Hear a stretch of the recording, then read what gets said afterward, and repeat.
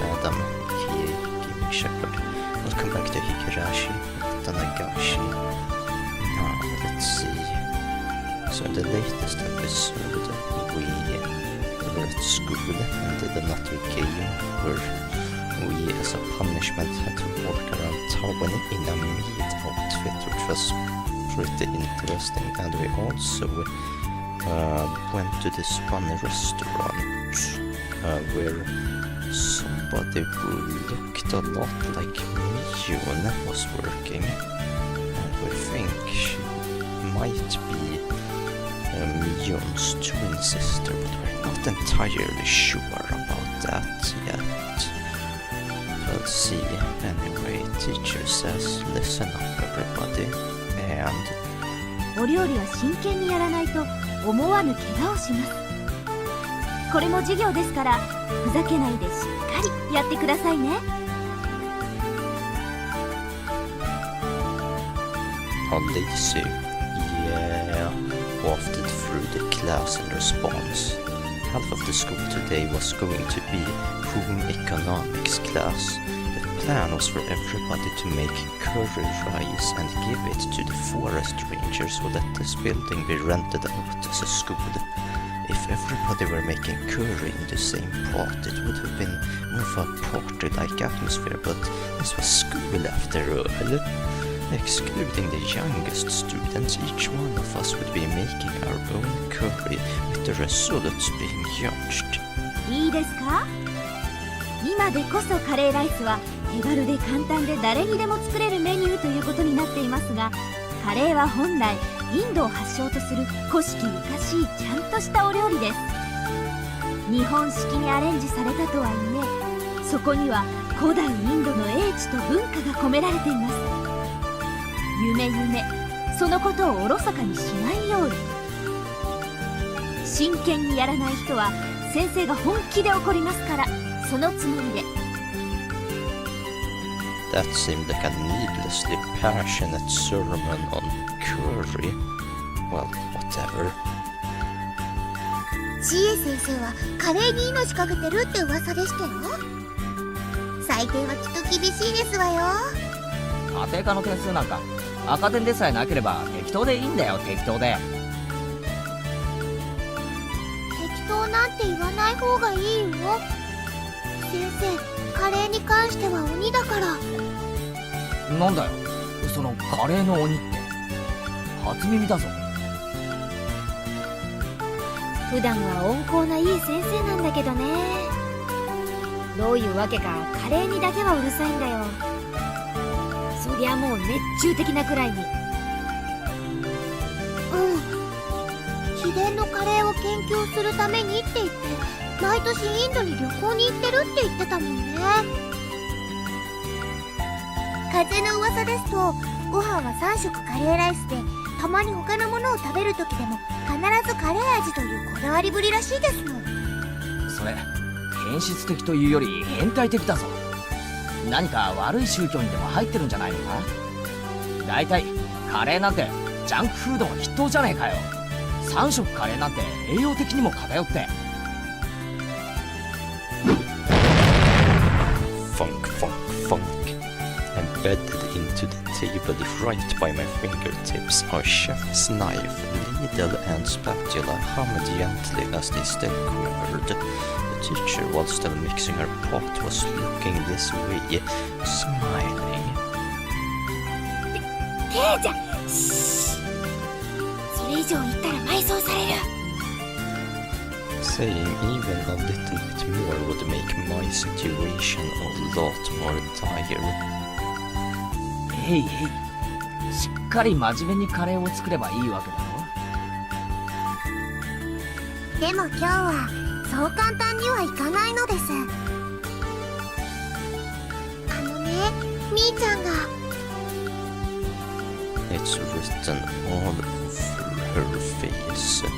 If the playing field is even and we're being judged, there's no way this won't turn into a competition. 分かってるねみんな。勝負だ。 I knew it. There's no way Mian would leave such an enticing event alone. 勝敗はどうするでございますの？先生の採点で決めますの？ As if saying, but wait, there's more. The teacher reappeared with the principal in tow. 今日は営林署の皆さんへの感謝のイベントですから、先生だけでなく採点はみんなで行いますよ。うん、わしと先生とそれから営林署の方5人で採点する。各自健闘を祈るぞ。やははは。 Even the principal? Looking around, it seemed like the interests of everybody in the class had been picked with. そういうわけ。のんびりしたカレーパーティーなんかには終わらせないよ。レナ、カレーは得意だよ。今日は負けないよ。私の学年は班で作りますから、理科と一緒なのですわよ。汚ねえ。リカちゃんは確かかなりの料理上手じゃん。僕のカレーで美味しくって体がどうにかなっちゃうのです。 What about Mion? She doesn't seem like she's too good at cooking. Her type has always been bad at this kind of thing. But Mion continued to look unconcerned. ケイちゃんが今思ってることを当ててあげるよ。ミオンはきっと料理が下手に違いないでしょう。I don't like the way she said that. It couldn't be. Mion couldn't possibly. At that moment, the teacher's whistle sounded. では皆さん、いいですか？刃物には十分に気をつけてくださいね。はじめ！ The call to arms had sounded.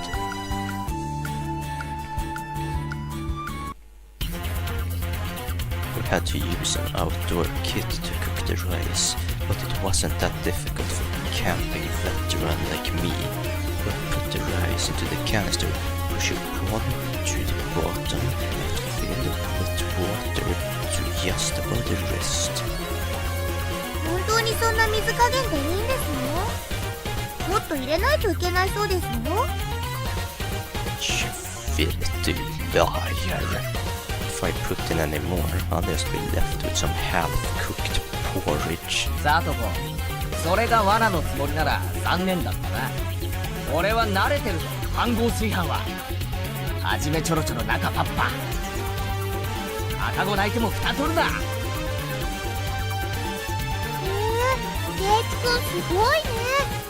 ちょっと意外。サマーキャンプでもあったのかな。親父がデイキャンプが好きでさ、夏場なんかにはよく家族で出かけるんだよ。ってことは全員ご飯の炊き方は問題なし。つまり勝負の分かれ目はカレーの方ってことになるね。カレーこそ理科の独壇場ですわよ。皆さんのご天板ですわ。理科のってとこが泣けるぞ。お前も何か料理を手伝えよ。ひょっとするとさとこちゃんは何もお手伝いをしないのが一番のお手伝いなのかもね。勝負は勝てば官軍でございますわよ。 That was a pretty malicious comment for Rina. Satoko took it hook, line and sinker. Rina could only apologize between fits of laughter while Satoko chased her around. じゃあ早速カレーの方に行こうかね。ここからが勝負どころだよ。 After rinsing off the carrots, potatoes and other standard vegetables, I grasped the knife. 今日のカレーはどんな味？ As Rina hummed along, her very well-practiced hands wielded the knife. The rhythmical sound of the knife hitting the cutting board harkened to kind images of days long past. Simply put, it was perfect. It was required, practiced. I seriously don't stand a chance. I looked over at Satoko and Rika-chan. Satoko was in charge of washing the vegetables, while Rika-chan was in charge of peeling them. That's what I heard being discussed. But Rika-chan's knife skills are something else as well. She was happily rotating the potato and peeling it quite quickly. On top of that, the peel spanned the entire potato. What was that called again? Katsuramiki? I've heard that peeling a vegetable in one loop around like that is a highly regarded technique. She picked up the peel from the sink and carved a pair of eyes into it with her knife. ヘビさんなのですよ。ガオー。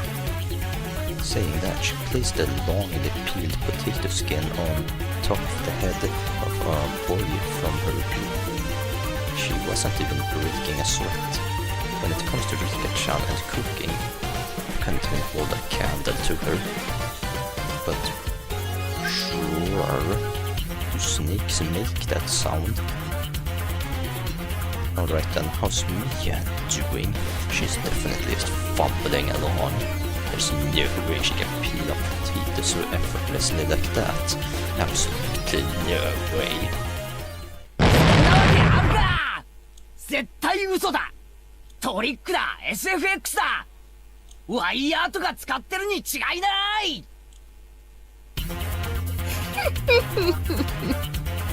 うれギローン。 As if she had already won, Miyun proudly showed me the elongated potato skin. ケイチは知らないですか？ミーはおばあちゃんにお料理とかも教えてもらってるですよ。料理だけじゃないよ。裁縫からお花におこと、重機から無線機、ヘリの操縦まで何でもできるんだからね。 Strangely enough, the latter items were more realistic.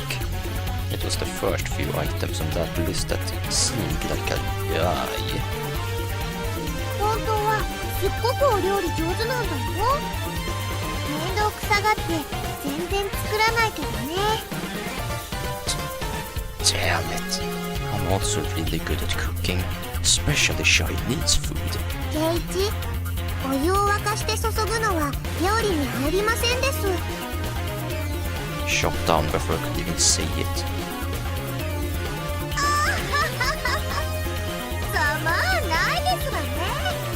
今日はケイチさんの一人負け確定ですわよ。 Clank. てめえだって料理できないだろうが。リカかわいそかわいそです。僕がケイチをコテンパンにしてあげますです。 God, this does not look good. Everybody's smirking at me. Don't raise the white flag yet, Keiichi Maimara. Don't throw away this match. Calm down, think. Not about how to peel these potatoes well, but about how to win this challenge. ここはギャラリーが多い。俺、他の流しで仕事するから。Saying only that, I gathered all the vegetables and left that spot behind. ケイチ君大丈夫かな？包丁で指とか切らないか心配。さてケイちゃんのお手並み拝見だね。 No matter how hard I try peeling this, if I slip up at this speed, I'll lop my fingers right off. Then there's only one thing left to do. 富田君、岡村君。お、君たちは4人でグループか。 It was the two underclassmen that had become my sworn brothers ever since the event at that toy store last Sunday. They had been paired with two girls for their group. あ、はい。女子2人が料理とか得意なんで。俺らは遊んでるだけで OK です。 Both of them pointed at the girls. They're not as good as Rina, but they were both good enough at handling a knife. 単刀直入に言おう。このままでは部活に負ける。君たちの班が向いた野菜をくれ。前原さん、それほとんど恐喝です。でもまあ話によっては交渉次第なら OK ってことですよ。たくましい奴らだな。ああ当然だ。ではこうしよう。俺が勝てたらさとこ&リカちゃんグループのカレーを食わせてやる。これならどうだ。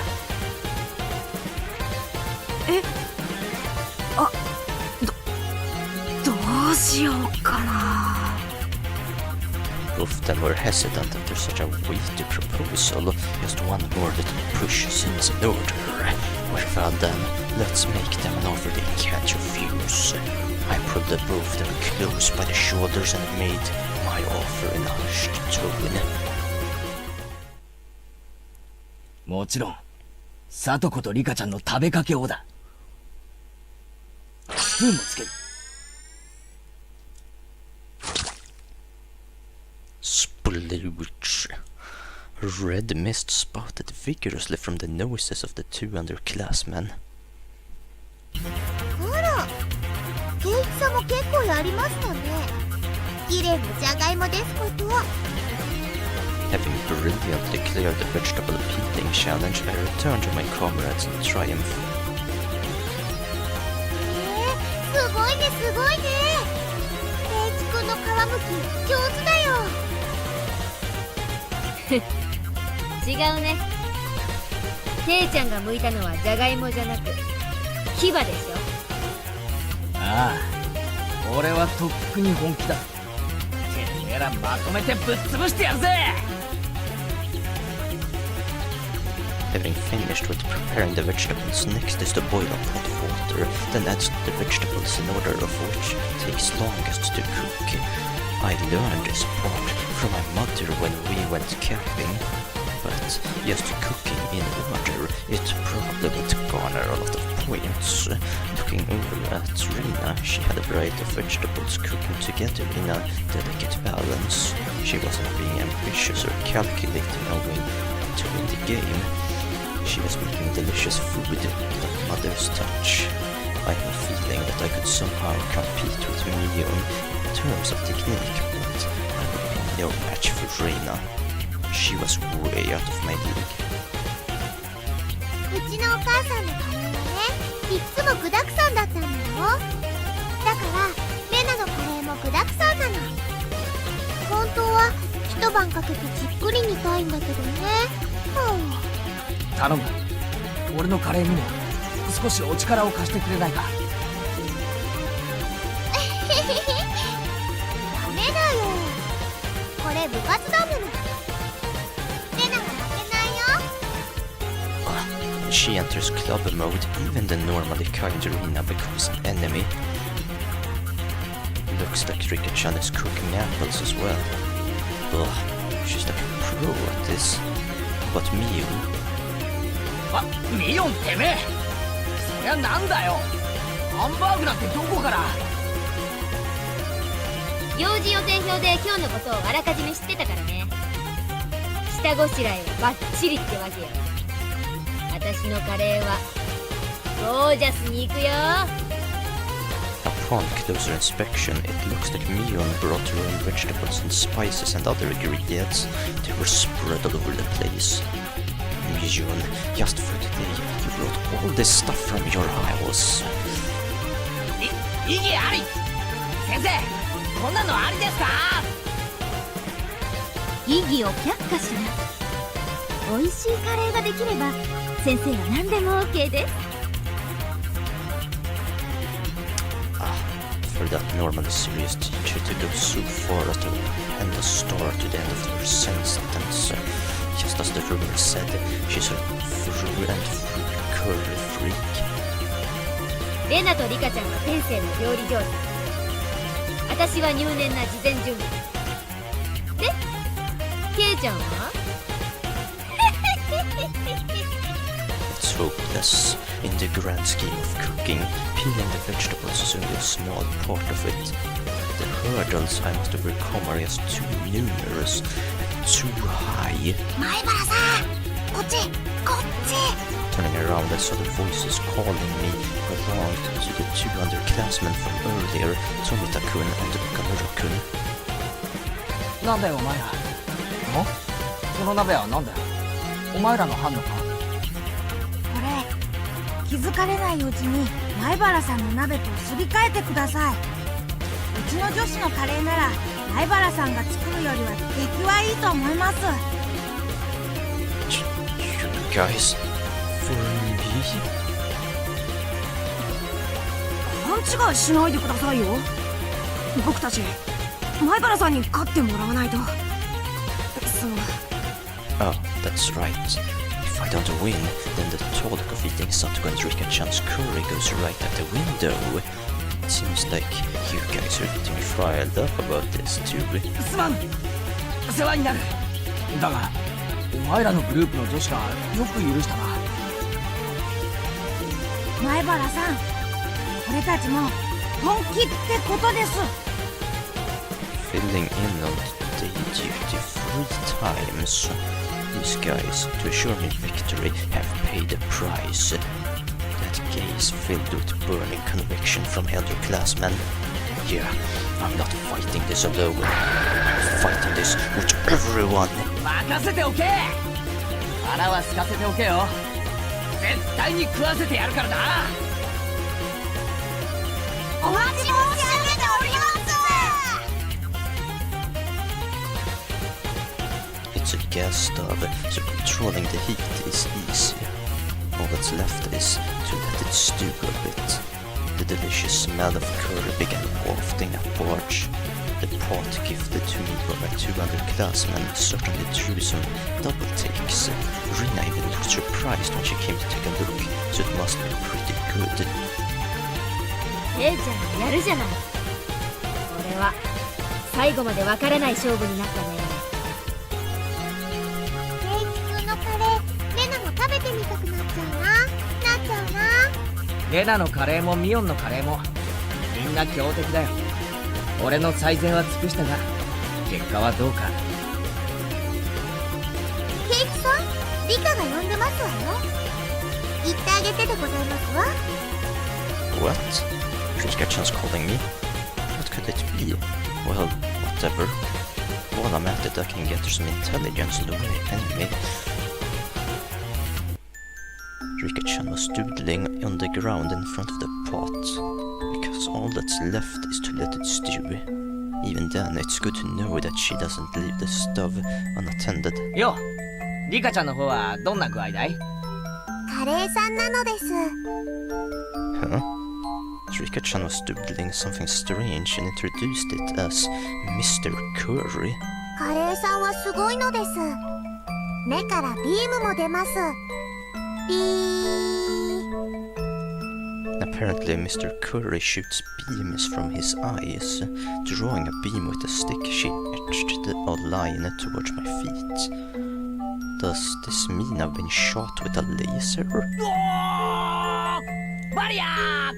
ビーム反射！ I took another stick in my hand and reflected the beam, striking Mr. Curry. カレーさんのお腹からはミサイルも撃てるのです。ビシュー。おりゃー！前原超電磁バリアー！そして反撃のビーム！カレーさんはビームエネルギーを吸収して波動砲を撃てるのです。 Rika-chan and I scratched at the ground, thoroughly engrossed in our doodle war. Wait a moment. なあリカちゃん、俺に何か用があって呼んだんじゃないのか？はい、呼びましたですよ。でももうご用は終わっているのです。 At that moment, a chill ran up my spine. Already fulfilled her purpose.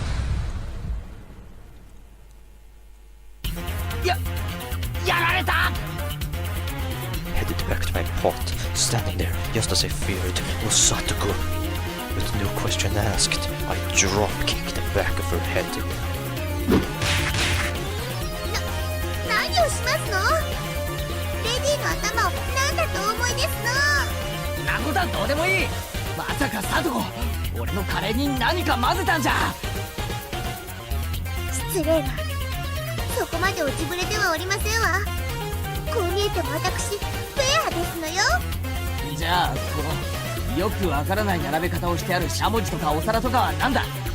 こんな不安定な置き方をして倒れたらどうすんだよ。 At that moment, a gentle breeze blew by, knocking over a ladle that was stood up on its end. The ladle, like a domino, fell over and knocked over the next cooking utensil in a row. Whap, whap, whap, whap, whap. Clank, clank. Fud, fud. これは芸術だな。そういえば昔テレビでドミノ倒し世界記録に挑戦なんてのが流行ったよな。ケイちゃん、フライパン。 I didn't even attempt to react. The chain reaction knocked over a cutting board, then a frying pan. The next after that was my pot. Crash! The fry pan struck my pot full force, tipping it over. Contents cruelly spilled out, and now my masterpiece was being sampled by the schoolyard. I stared, dumbfounded. It was such a beautiful and elaborate mousetrap that for a moment I lost touch with reality. あらあら、大惨事ですわね。私は何もしてませんのよ。At the very last moment, I had let my guard down. I ignored the culinary incompetence Satoko for far too long. Even if she couldn't cook, Satoko still had this method of fighting back. Just then, Rina, who had been sampling her own pot, let out a scream. あれ？レナのカレー、しょっぱいよ、しょっぱいよ。Was Rina also sabotaged? Then what about Miyun? 私のはご飯がしょっぱい。やられた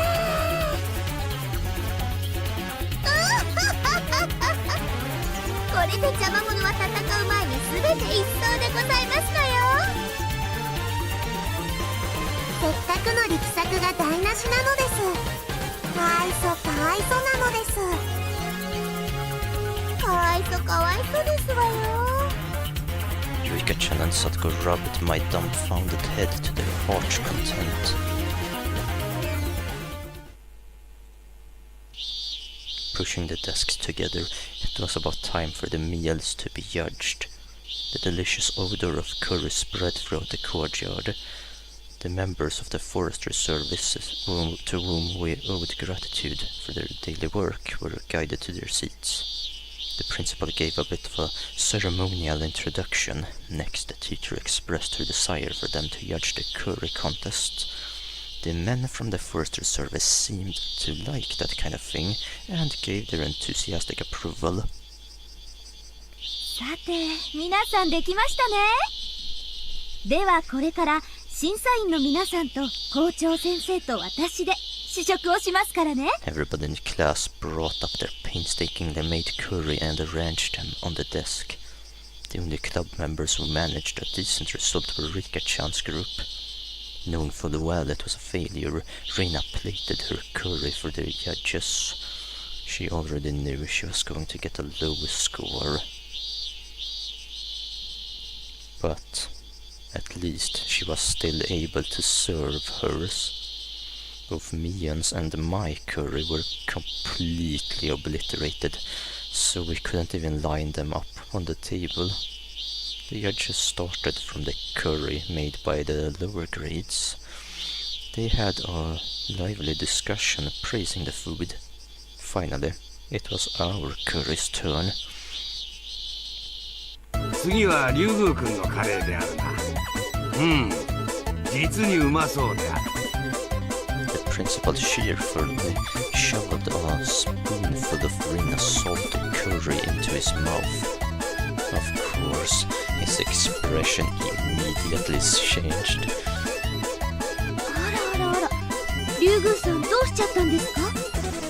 途中まではあんなに美味しそうだったのに。She sensei must have had some expectations, judging from her disappointment. はあ、すみません。間違えてお塩を一袋入れちゃって。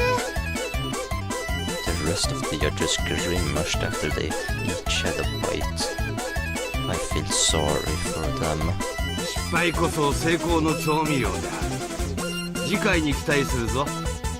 頑張りたまえ。Saying that, the principal devoured the rest of the oversalted curry in one go.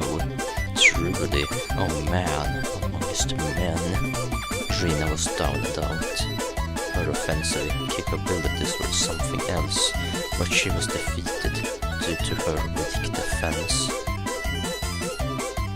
では、次は僕たちのご賞味いただくのですよ。フルデさんの班のカレーもとっても頑張っていますね。どれどれ？素朴だけどこれはとても美味しくできてます。There was also the incident with Rina's salted curry right before this, so the judge's assessment was extraordinarily high.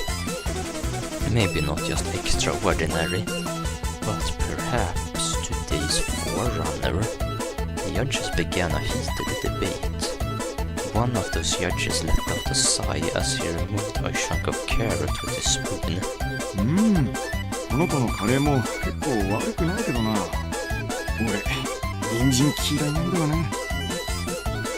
Personally, I think that carrots are a staple of curry, but I guess to each their own.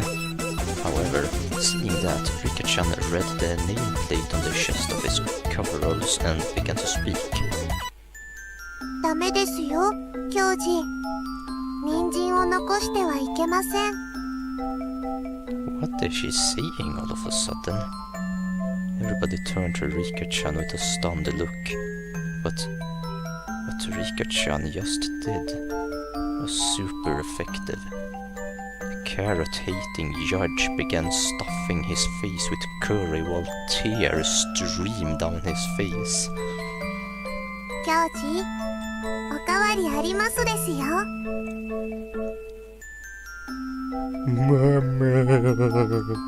While crying like that, he continued to shovel curry into his mouth. That's right. Rika-chan's curry was by no means simple. No, that curry had the taste of a mother's cooking. With the carrot-hating judge out of the picture, Rika-chan's assessment was unanimous. リカのカレーには誰もかないませんのよ。Satoko left off a shrill laugh as she declared victory, but at that moment...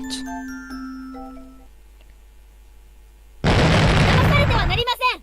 審査員の皆々様方、貧乏臭さをお袋の味と錯覚させるなどまやかしもいいとこ。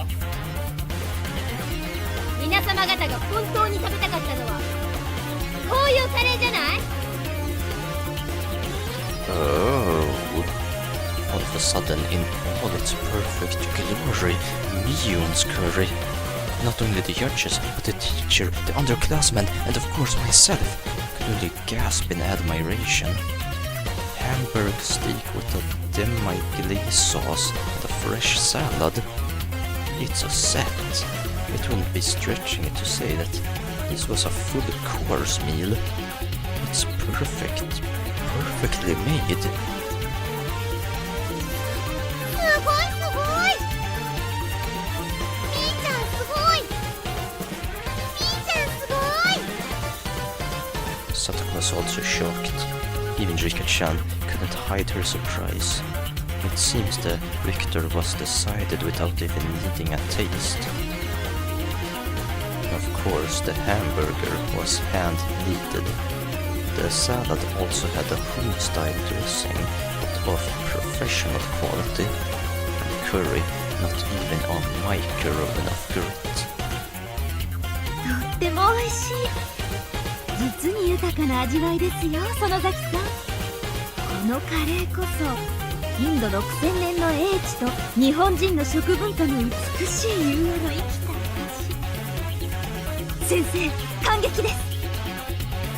これは満点の仕上がりですね。100点をあげちゃいます。いえいえ、どういたしまして。クラス委員長として模範を示したまでです。 Mion bowed politely and then winked at us with a smirk on her face. 僕の負けなのです。そんなはずありませんわ。確かに半分に再興しましたのに。 That's right. Satoko had dumped salt into Mion's rice cooker, which should have ruined it. At that moment it hit me. I spun back towards my own canister. That's why... At some point my cooking canister had been opened, its contents completely emptied. ミオンめ俺のご飯を使いやがったな。ずるいぞ。お前のカレーも半分よこせ。 Mion clucked her tongue and waved her finger at me as a smirk washed over her face. おっとケイちゃん、それは甘えてるよ。この最後の土壇場をケイちゃんは諦めた。私は諦めなかった。そういう差でしょ。勝負は捨てたらおしまいってこと。 I couldn't even properly voice my shame. みーちゃん、ケイチくんかわいそうだよ。ちょっとくらいなら分けてあげても。いいのいいの、これは授業料だよ。ケイちゃんは今勝負を最後まで捨ててはいけないことを学んだのね。 It loads me to say it, but Mion is right. To give up so quickly on the match was my own folly. For Mion to have brought that to my attention, I should actually be thankful to her. Well then, did that mean that even in this situation I shouldn't give up? カレーは鍋ごとひっくり返し、ご飯すらも残ってない。この状況でどう勝負を諦めるなんて言うんだよ。前原さん。 Tomita-kun and Okamura-kun suddenly appeared. Damn it. Even though my prodigies had tried so hard, I wasn't able to meet their expectations. 事故ですよ。仕方ないです。 Both of them were dejected. Gah, I couldn't accept defeat so easily. I was their senior. What would I be if I didn't pick up the broken pieces of the dream I had shown them? I just learned it from Mion just now, didn't I? Don't throw away the contest. Not until the last moment. 考えろ前原圭一。考えるんだ前原圭一。カレーを作る方法じゃない、勝負に勝つ方法だ。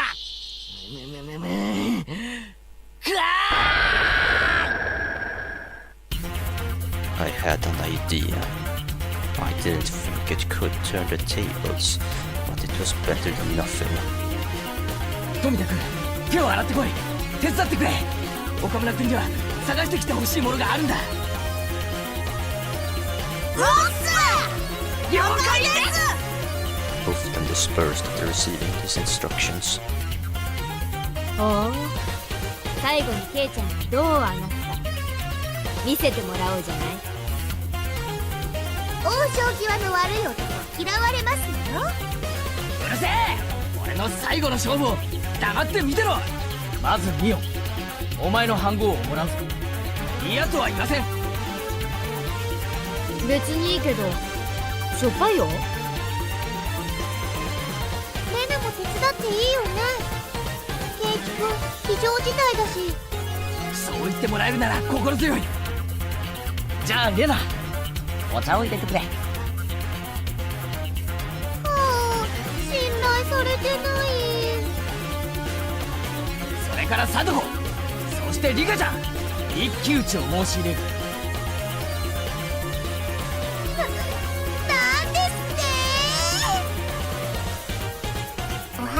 伺いますですよ。 This was my duty to my top two proteges who shed blood, sweat and tears for my sake. 俺が100点をもらえたら、サトコ、イガちゃん、お前らのカレーをいただく。死ぬ気だ。冗談もほどほどでございますのよ。そんなのあかんべーでございますわよ。いや、いいでしょ、サトコ。受けなよ。 Firmly patting the top of Satoko's head, Mion said those words with all the gravitas of a club president. これだけの致命傷を与えたんでしょ。再起なんかあるわけがない。だからサトコも堂々としてなよ。どうあがこうと逆転などあるわけがない。そうでしょ。そうでございますけど、僕はいいですよ。ケイチ、ファイト、オーです。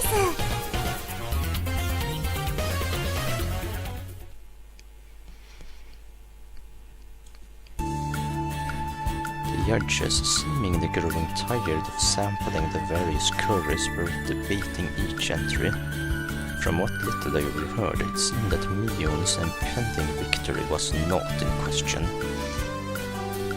そういえば前原くんのカレーはどうなりましたか？先生まだ食べてませんよ。はい、俺のカレーはその鍋がそうであるか。それは実に残念である。カレーは失いましたが、勝負を失ったわけじゃありません。皆さんをうまいと言わせてみせます。 My combative posturing had drawn the attention of all the judges. まずは黙って食ってください。文句はそれから伺います。俺の料理だ。前原くん、それは。おにぎりであるか。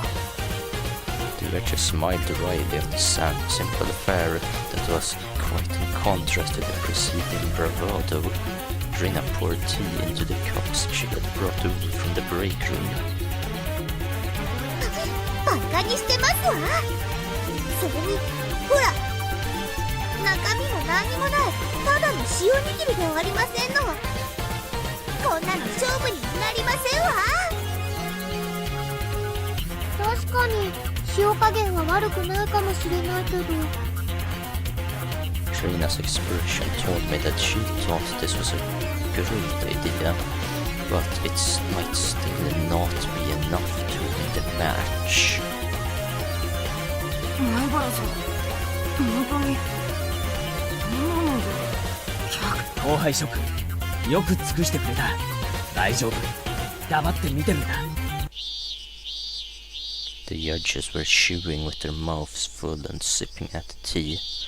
Nobody was singing praises or awestruck. They were just quietly showing down. ケイちゃんも卑怯な手を使うようになったね。こりゃつらいな。あ、そうか。レナにも分かったよ。どういうことですの？なんでみんな黙ってあんなにも食べてますの？それはね、さとこちゃん。審査員さんたちね、実は。Tired of eating curry. Because they were judges, they had to sample each and every offering. And because they were from small children, because they were made to show their appreciation, they couldn't eat just a little bit of each. 男はな、時には味よりもその時味は心震わせるものよりも素朴であることが望ましい。 They couldn't say it out loud, but this was the tastiest thing they'd had today. I confirmed that by looking at their eyes as the judges smiled wryly. 健闘はたたえるが、今日はカレー勝負。これに点数を与えて良いものなのか。 The teacher and the principal had folded their arms while they pondered the situation. My underlings, seeing that, saw the small glimmer of hope fade away and grew dejected. Ah, was this little surprise just not enough? 諦めるな、ケイちゃん。 Miyuna whispered quietly. That's right. If I didn't push here... いえ、先生、採点はしていただきます。カレーとおにぎりを異なって評価することにそもそも致命的な間違いがあります。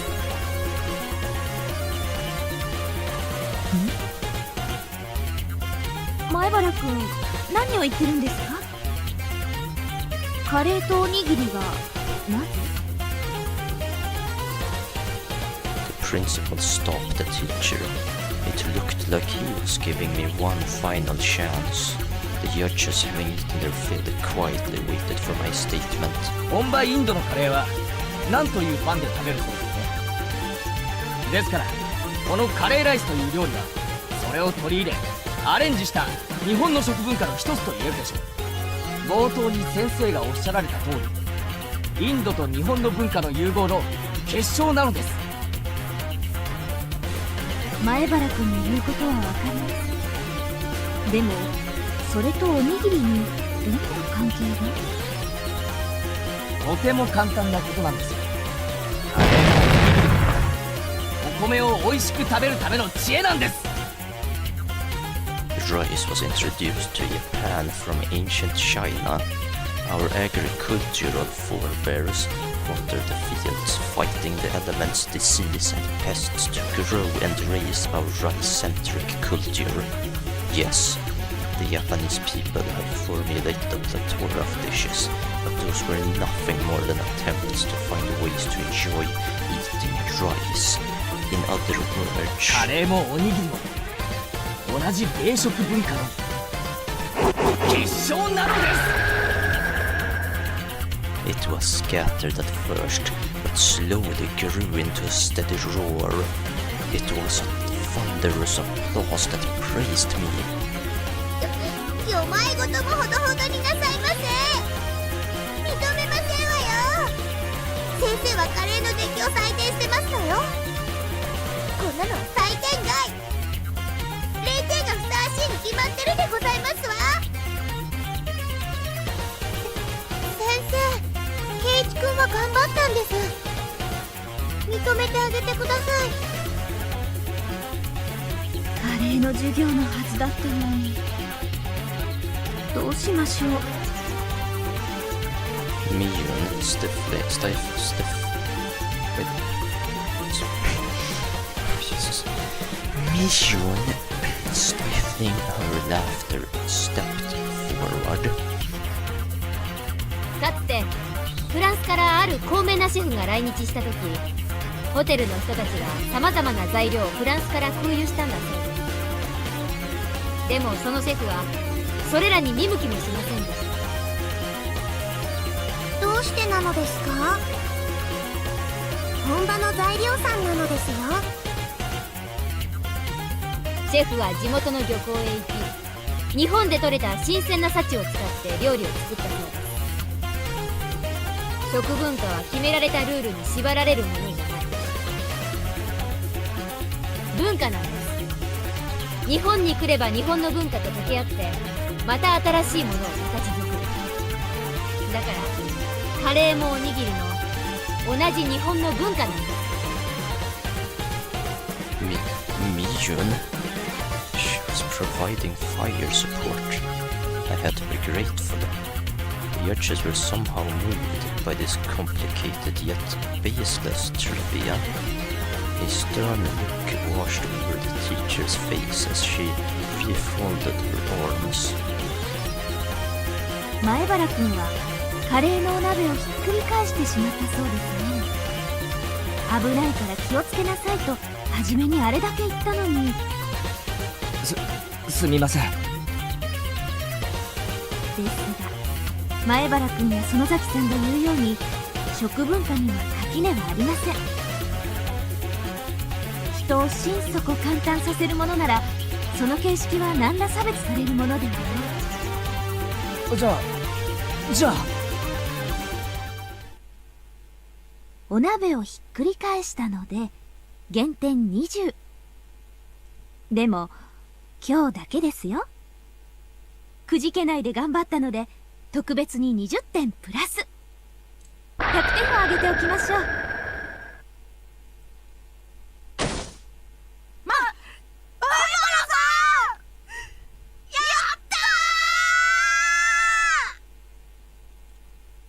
My underclassmen leapt at me. A perfect score! We did it! We did it! The curry was spilt and the rice was taken, but we made a comeback. In the end, Rikku-chan's curry also received full marks, so everybody but Rina had a perfect score.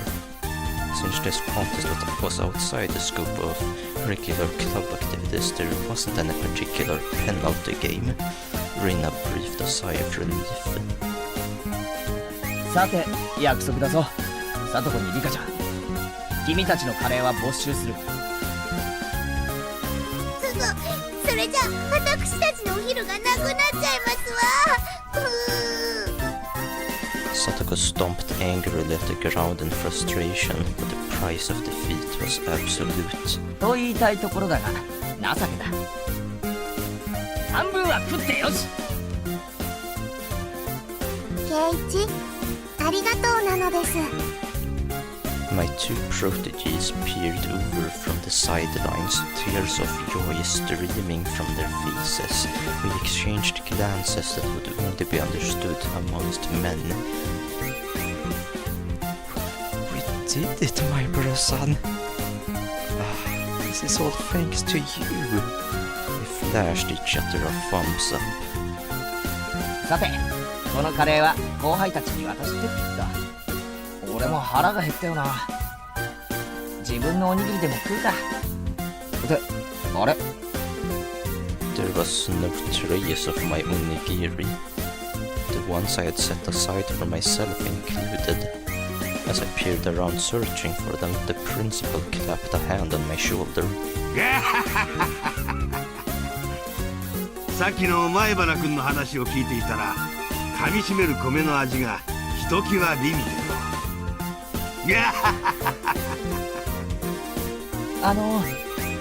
ひょっとして俺の分も食べちゃいました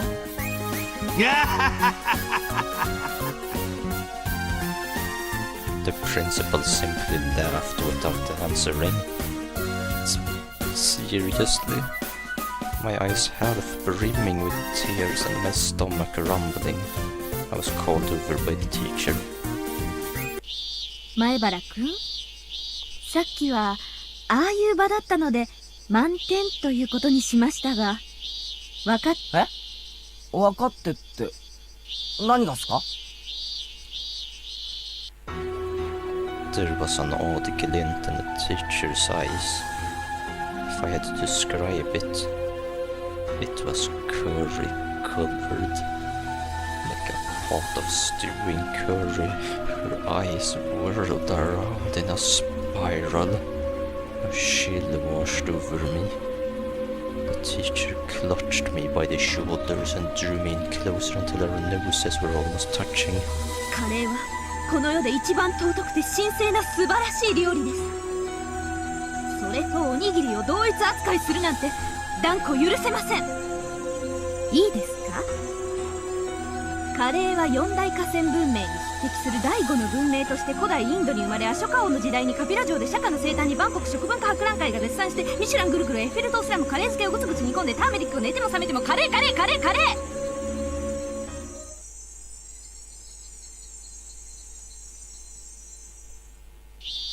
ちょっと圭一さん、何をフラフラしてますの？後片付けもお料理の一部ですのよ。圭一くん、目がカレーだよ。どうしたのかな、Curry. あっちゃー、やられたか。大丈夫。一昼夜で元に戻るよ。多分。 It wasn't that long before hunger brought me back to my senses.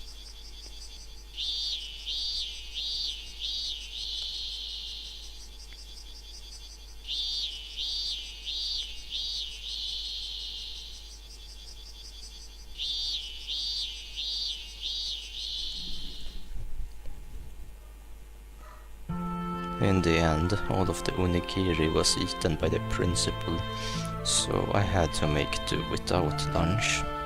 Skipping lunch. I never knew the afternoon could be so long and painful. A feeling other than drowsiness made me space out. 大丈夫かな、圭一くん。だからレナのカレー食べなよって言ったのに。As if I could eat this curry with enough salt in it to make my blood pressure rise just by looking at it. Is what I said as I initially refused. I could only regret it. The hunger, the stomach ache. まあまあ。よくしのいだよ。あの絶対的な状況下から。つくづくケイちゃんは追い詰められてからが強いね。今はどんな褒め言葉もいらん。飯をくれ。うちに帰れば何かあるんでしょ？うちってお菓子とかの買い置きはないんだよ。カップ麺も今は底をついてるし。我慢して待ってれば今日のお夕食はきっと美味しいよ。I had absolutely no intention of laughing along. じゃあ私はこの辺で。また今日もバイトでね。慣れない職種はしんどいよ。Ah, that job at that Angel Mort family restaurant, huh? That uniform was somewhat stimulating. やっぱウェイトレスさんってハードワークなんだな。みーちゃんってウェイトレスさんやってるの？本当に本当に？どこのお店かな？買おう。違う。私はそう先日のおもちゃ屋さんの店番なの。ウェイトレスさんはシオンで。Oh, my bad. I completely forgot that was how it ended up being. ごめん。あまりにもよく似てるから間違えた。ケイチくん、シオンって誰かな？ Rina asked the obvious question. ミオンの双子の妹なんだよ。性格は違うけど外見は瓜二つなんだ。そうそう。外見は似てるけど中身は大違いなんだよ。私は優しくて思慮深いけどシオンは冷めてておっかない性格なんだよね。多分生まれた時にミオンの女の子らしい部分は全部シオンに行っちゃったんだと思う。ミオンと違って実にはにかんだ笑顔の似合う可愛い女の子なんだ。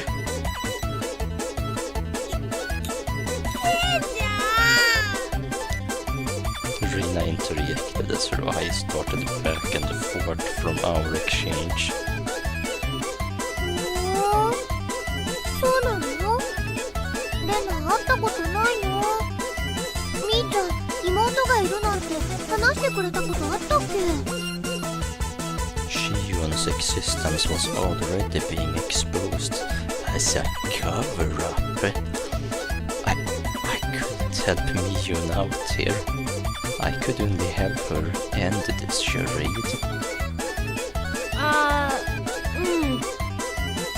レナには紹介したことなかったかな。私の双子の妹でシオンって言うんだよ。知らないよ。聞いてないよ。みーちゃん家に行っても会ったことないよ。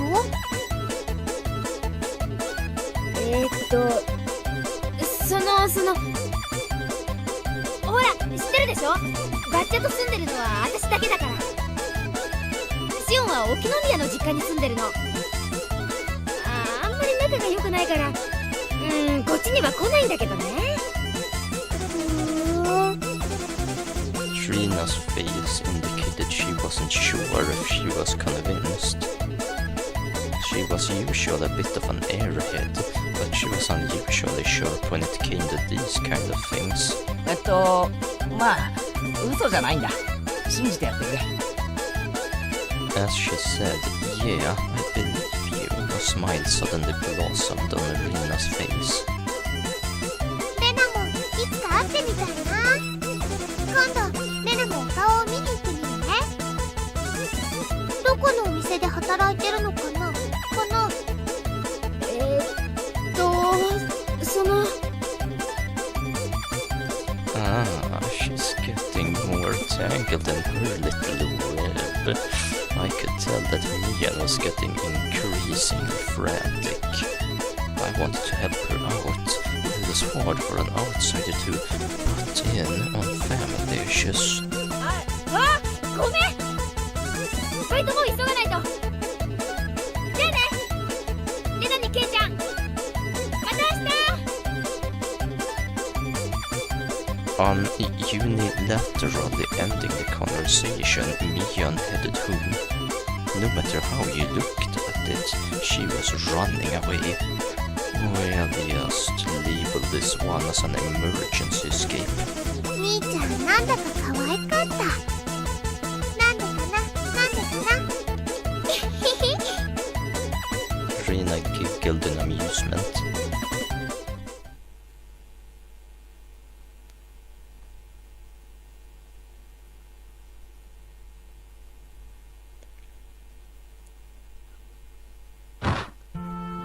I wonder when dinner is.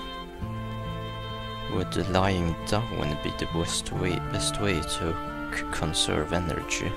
I sprawled in the entryway without even taking off my shoes. As I was losing the last vestiges of my consciousness, the doorbell rang. It seemed I had a guest. はいどうぞ。開いてますよ。 I directed my listless voice at the door. どうもこんにちは。ってケイちゃん何やってんですか？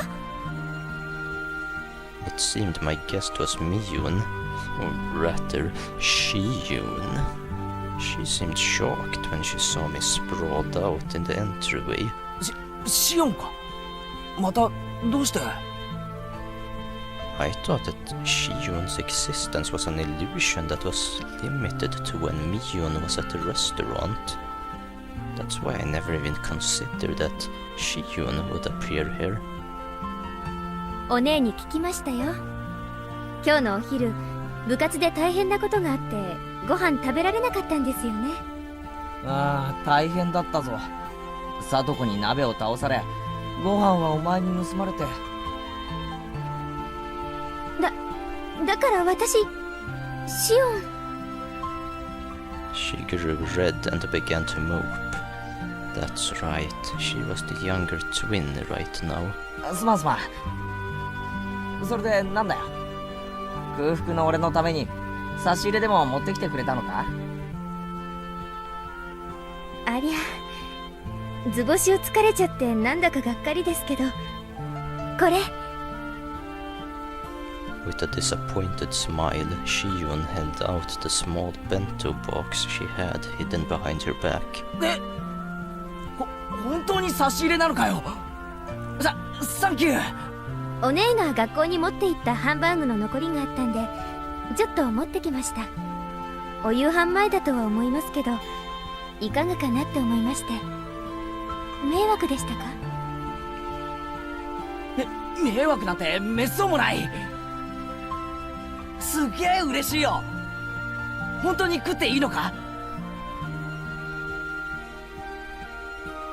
sneaking a look inside the box to say that she just put some of the leftovers inside would have been a lie. There was an elegant meal stuffed inside.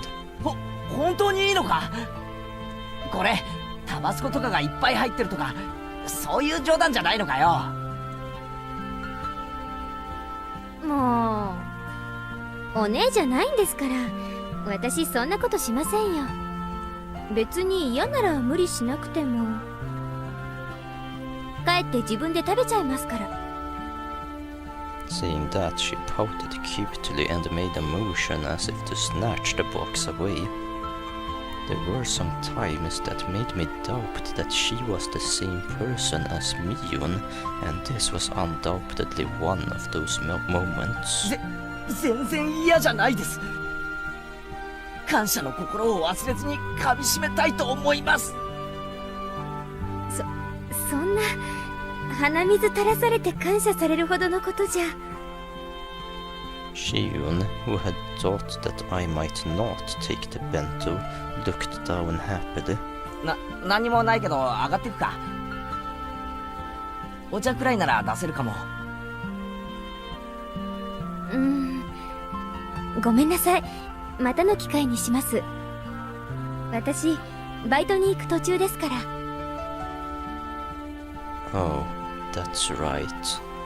She did say that before. お弁当箱は適当に水洗いして、明日お姉にでも返しといてくださいね。当然だぜ。こんなうまそうなのを食わせてもらったらそれぐらい礼儀だろう。じゃあ私はこれで。あと最後に。 Shion grew red again as she looked down once more.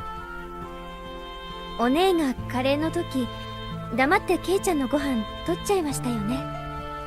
悪ふざけが過ぎるとお姉、ついやりすぎちゃうんです。決して悪気があったわけじゃ。おいおい、別に俺はあんなのなんとも思っちゃいないぜ。部活の上でのことは恨みっこなしだからな。毎回スリリングに楽しませてもらってるのをこっちが感謝したいぐらいだぜ。そうミオンに伝えてくれるか？はい、それお姉きっと喜ぶと思います。ではこの辺で。 Shion smiled brightly. After bowing deeply, she left as she looked at her watch. 嬉しいけどこれ本当に大丈夫なんだろうな。I looked at the bento box that she left behind. A faint warmth spread through the palm of my hand. If it were Mion, I could see hot sauce, mustard, maybe even a needle being mixed inside.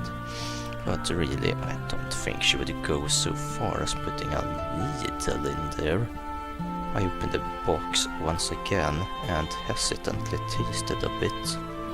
I took a bite, and another. There was no funny business. There was no danger at all, for it was delicious. That's right. That was Shion, not Mion, so there shouldn't have been anything to worry about. I rushed back to my room, eating as I gave my thanks. It was so delicious that my stomach could cry. シオン、いやミオン、俺が空腹で死にそうって言ってたのを聞いて大急ぎで持ってきてくれたのか。 It was delicious. Let's see, are we back? My recording just got interrupted. Hopefully it will be good now, so let's continue. It was delicious to the last bite.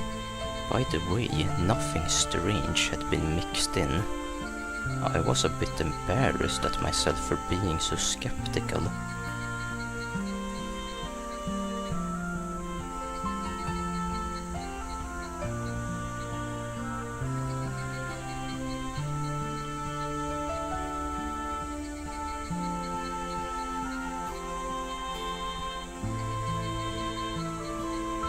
It was Delicious. Okay.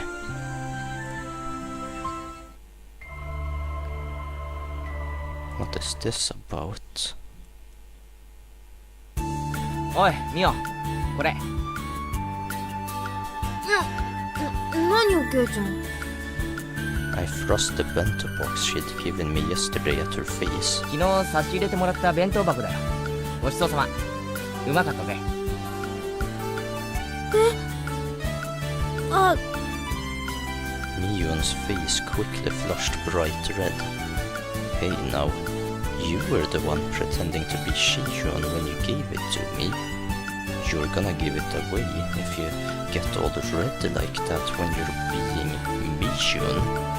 At this rate, she might trip and fall right into her own grave, so I decided to help her out. あのな、俺昨日腹を空かせてたらさ、シオンがわざわざ家まで来て弁当を差し入れてくれたんだよ。で、これはその弁当箱。ちゃんと洗ってあるからな。そうなんだ。シオンは気が利くね。 That was so transparent. Was Mion always this terrible at lying? Her expression was different than usual, but it looked strangely cute. で、どうだった？ミオにウリ二つなやつだと思うぞ。だって双子なんだろ。似てて当然だよ。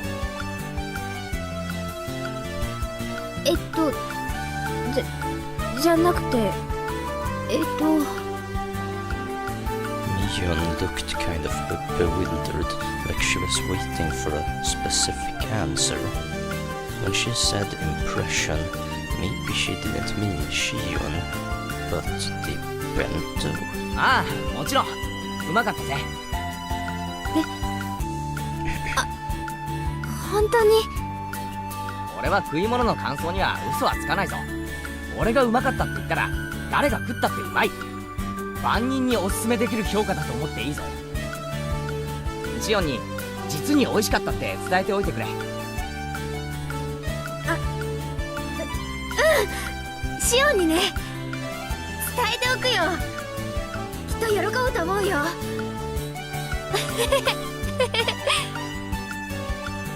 We're going along with Shion having given it to me, not Mion, aren't we? Yet her laugh, it came from deep down, and it sounded really happy. I guess she really can laugh nicely enough that just looking at her makes me feel better too. A sarcastic remark made its way onto my tongue, but I swallowed it back. As Mion went to put the bento box in her bag, she noticed a clattering noise. ケイちゃん、なんか入ってるよ。あれ？はあ。She opened it. The thing inside was a little embarrassing, so I wish she hadn't opened it here. Panicking, I hid it with my hands. な、これはだな。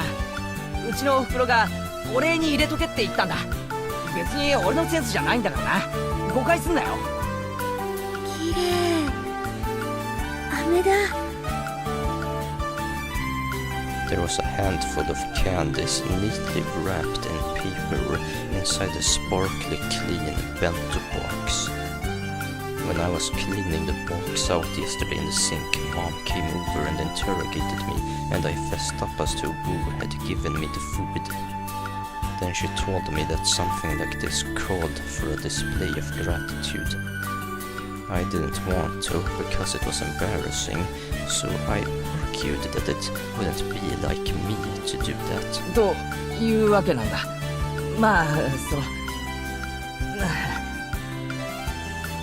I was so embarrassed it felt like fire might shoot out of my face. Mion laughing the whole thing off like she usually did would be fine, but for some reason she was staring at the candy in the box with fascination. ありがとう。俺に言うな。入れたおふくろに言ってくれ。それにミオンが俺を言う必要なんかないんだぞ。それはシオンにあげるものなんだろうな。そうだよね。シオンに伝えておくね。きっとシオンも嬉しがると思うよ。Mion, looking a little downtrodden, put the lid back on the box. Seemed like I ended up saying something a little mean at the end.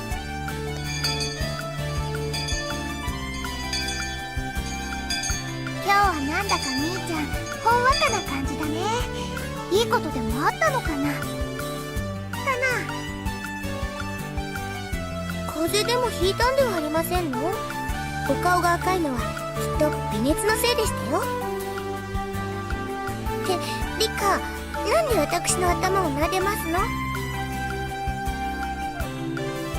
さとこもきっとそのうちお風邪をひけるようになりますですよ。Pet.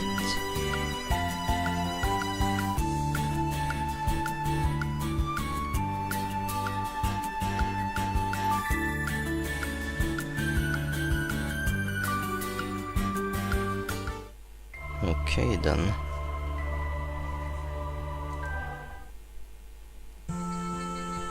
So that was day 3 of Higurashi Watanagashi. Thank you for watching. We'll see where the story goes in the next episode.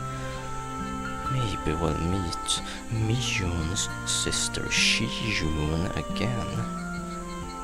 We'll see, but anyway, in the meantime, take care of yourself and I'll see you in the next video. Bye for now.